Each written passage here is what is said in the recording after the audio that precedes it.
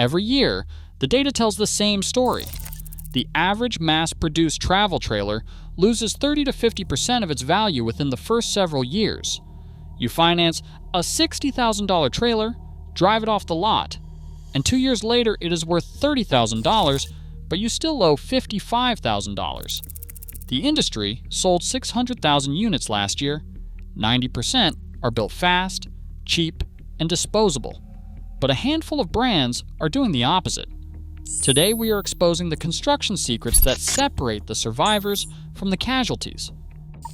To understand why 90% of new recreational vehicles are garbage, you have to understand one word: SEAM.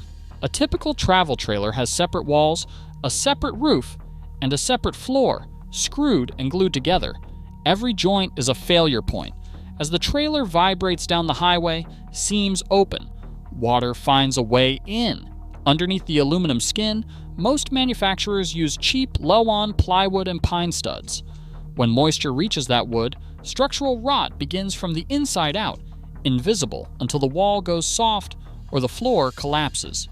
In late 2024, NHTSA opened an investigation into frame flex in certain Grand Design fifth wheels. Forums are filled with owners documenting cracked welds and structural separation on units 2 to 4 years old. The industry's frame supplier is Lippert Components. Most manufacturers do not build their own frames. They outsource to Lippert and bolt the box on top. Frame flexes, the box cracks. What does she say, but cracks? Water enters, and the wood rots. That is the cycle. The first group of survivors uses molded fiberglass construction. Oliver leads the category. Oliver builds a double-hull fiberglass shell, an inner shell and an outer shell bonded together with insulation between them. No roof seam, no corner joints, no structural wood. The water intrusion points that destroy conventional trailers do not exist in this design. Oliver owners have built a reputation for units that families pass down. Casita, Bigfoot, Escape, and Scamp use similar molded philosophy at different sizes and price points. If a window seal fails on a fiberglass trailer, you get a puddle. If that same seal fails on a conventional unit, water reaches the wood frame and spreads invisibly, leading to thousands of dollars in structural repair. The trade-off is weight and price, but Casita owners report selling their trailers for what they paid. These are among the few RVs that do not lose half their value the moment you sign. If you need something larger than a fiberglass egg, look to Oregon. Northwood Manufacturing, makers of Arctic Fox and Nash. Northwood builds their own frames in-house.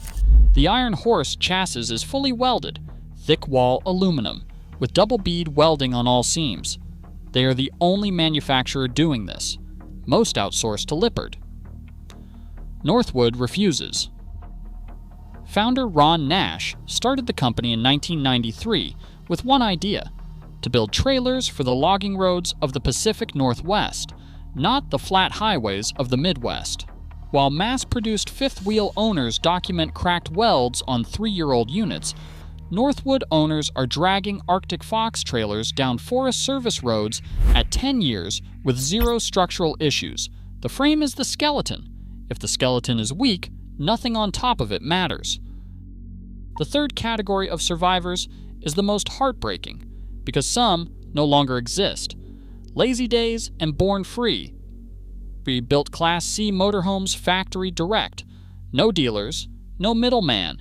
That margin went into the build, aircraft-grade aluminum, real paint, finished woodwork. Lazy Days had a 2-year waiting list. In May 2022, Lazy Days went quiet. Phone disconnected, website dark. Factory closed. They shut down rather than compromise. Finding one used is nearly impossible. Owners do not sell. Units from the 1980s are still on the road. This leads to the pre-acquisition strategy. The RV industry has consolidated rapidly, with Thor, Forest River, and Winnebago swallowing small builders. Smart buyers target the year before the buyout. Tiffin Motorhomes was a family legacy in Red Bay, Alabama. In December 2020, Thor acquired Tiffin for $300 million. Some buyers now specifically seek units from before 2020 because a family operation and a publicly traded conglomerate have different priorities. Buy the flagship from the family era. Update the interior yourself. You get a unit built under a philosophy that no longer exists on the line. To understand how the 90% gets built, you need one city, Elkhart, Indiana. Roughly 80% of all recreational vehicles sold in America are manufactured within a 30-mile radius. During peak demand, forum posts and industry whistleblowers describe entry-level travel trailers rolling off the line in 6 to 8 hours, from bare frame to finished unit. 6 hours. Northwood spends days on a single Arctic fox. Oliver takes weeks on a single fiberglass shell. The mass production line in Elkhart builds a $40,000 home on wheels in less time than it takes to detail a car. The workforce is largely seasonal. Workers are hired fast, trained minimally, and pushed for volume. Quality control is a bottleneck that slows throughput, and throughput is how the factory gets paid. Former line workers have posted photos of crooked cabinetry, unsealed roof seams, and wiring held together with household tape. These are not defects that slip through. They are the natural result of a system that values speed over structure. This is the factory secret. The recreational vehicle in the showroom with the chandelier and the fireplace was built faster than your last oil change. The features are the distraction. The frame tells the real story.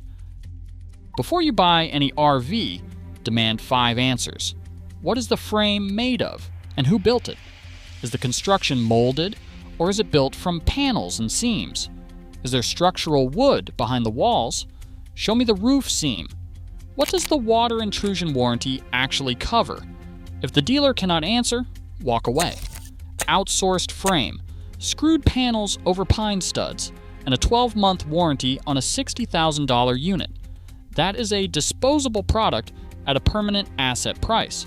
Stop shopping for a floor plan. Start shopping for a construction philosophy. Here's the rule. The frame is the only thing that matters. Everything bolted to a weak frame is temporary. 600,000 recreational vehicles were sold last year. 90% were built on outsourced frames, screwed panels, and wood that rots the first time it rains. A handful are built on welded aluminum, molded fiberglass, and a construction philosophy that prioritizes the road over the showroom. Next time on Quality Rot, the appliance graveyard. Refrigerators, dishwashers, and dryers that used to last 20 years are dying in 5 years. We will show you which component they cheapened and when. Subscribe so you do not miss it.